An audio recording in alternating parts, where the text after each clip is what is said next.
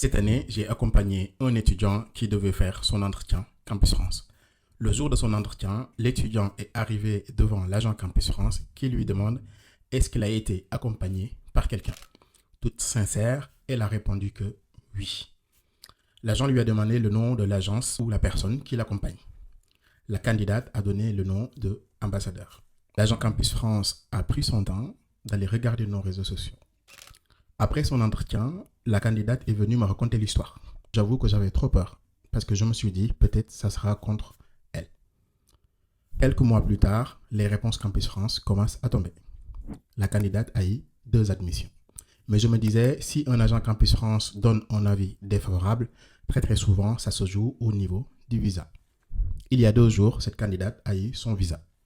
Et je me suis dit, souvent, on se fait des idées en pensant que, par exemple, si on dit à un candidat, est-ce que tu as été accompagné par quelqu'un, cela peut être à sa défaveur.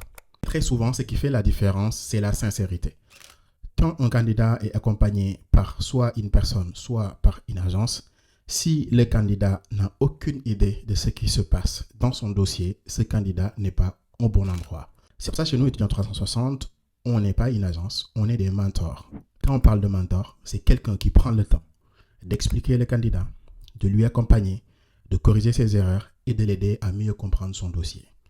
Cela dit, le jour de son entretien Campus France, il n'aura pas peur à exprimer son projet d'études et son projet professionnel. Aujourd'hui, je suis très heureux de pouvoir raconter cette histoire.